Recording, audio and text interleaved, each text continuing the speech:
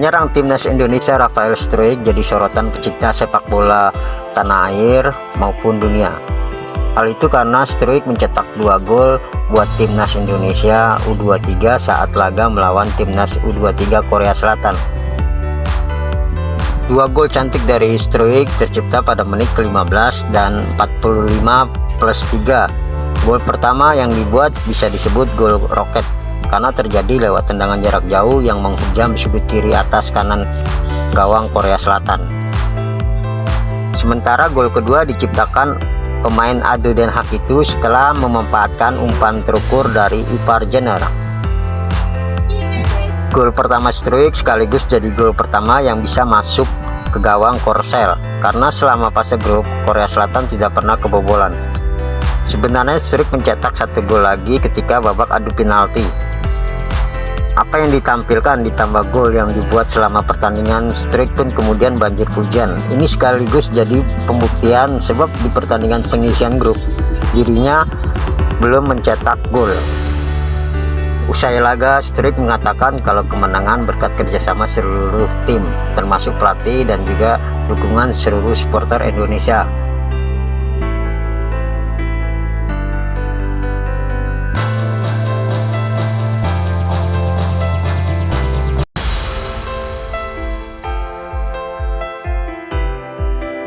Dalam laga Korea Selatan U23 melawan Indonesia U23 dimenangkan Indonesia lewat adu penalti. Pelatih timnas U23 Sintayong merasa dilematis. Sebabnya di satu sisi ia melawan tim negara asalnya, di sisi lain ia pelatih yang dituntut profesionalisme. Di satu sisi saya bahagia, tapi di sisi lain saya sedih. Dalam pertandingan hanya ada 1 pemenang dan saya saat ini adalah pelatih bagi timnas Indonesia, ungkap Sintayong dalam konferensi pers pasca laga. Saya melakukan yang terbaik sebagai pelatih sepak bola Indonesia. Saya berterima kasih kepada semua yang berkontribusi di PSSI dan kepada semua fans dari timnas Indonesia yang mendukung sampai larut malam.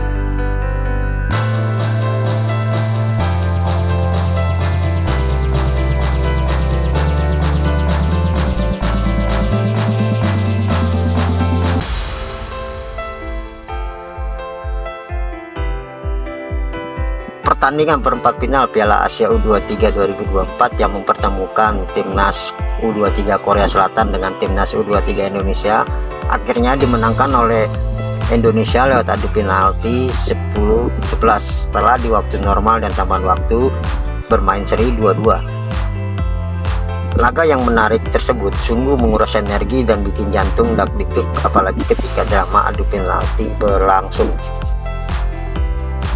Namun timnas Indonesia beruntung punya kiper Enando Ari yang begitu dengan kecakapan mampu menepis penendang penalti dari Korea Selatan. Kemenangan yang diraih oleh timnas U23 Indonesia membuat bahagia seluruh rakyat Indonesia dari Sabang sampai Merauke. Bagaimana tidak, sebagai tim negara debutan atau kali pertama tampil di Piala Asia U23, Indonesia tampil cukup meyakinkan dan bikin musuh ketar-ketir. Di laga awal fase grup melawan Qatar, timnas U23 harus mengakui keunggulan tim tuan rumah dengan skor 2-0. Laga ini berbau kecurangan hingga membuat down para pemain Indonesia. Tapi di laga kedua dan ketiga, tim timnas U23 Indonesia sukses mengalahkan Australia dengan skor tipis 1-0 dan Jordania dengan skor 4-1. Melangkah ke perempat final, Indonesia ditunggu raksasa Asia langganan juara yakni Korea Selatan. Lagi-lagi dan lagi lewat pertandingan yang cukup menarik dan mendebarkan para fans, akhirnya timnas U23 Indonesia sukses menekuk Korea Selatan dengan skor 11-10 setelah pada waktu normal dan tambahan waktu skornya imbang 2-2. Kemenangan yang diraih Rizky Ridho dan kawan-kawan dari Korea Selatan ternyata mengembang hingga ke seluruh dunia. Seantero jagat jadi tahu bagaimana Indonesia kini muncul sebagai salah satu tim yang mengalami perkembangan signifikan dan tidak bisa dianggap remeh lagi. Sejumlah media dunia pun menyoroti, media sosial pun ramai, bahkan sempat menjadi trending. Media asing AFP melaporkan lewat artikel masyarakat Indonesia merayakan kemenangan setelah tim putra mereka yang penuh semangat mengalahkan Korea Selatan di perempat final Piala Asia U23 lewat adu penalti yang dramatis, membuat mereka selangkah lagi lolos ke Olimpiade untuk kedua kalinya dalam sejarah. Demikian tulis media tersebut.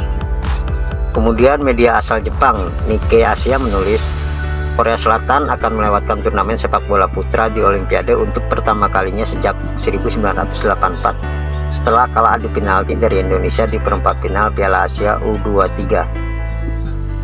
Sedangkan media Vietnam FN Express menilik kemenangan pelatih timnas Indonesia Sintayong yang berujung perpanjangan kontrak. Kemudian ada juga media asal Korea Selatan di mana mengatakan bahwa dengan gagal di semifinal, rekor berturut-turut Korea Selatan berkompetisi di turnamen sepak bola putra Olimpiade berakhir di angka 9.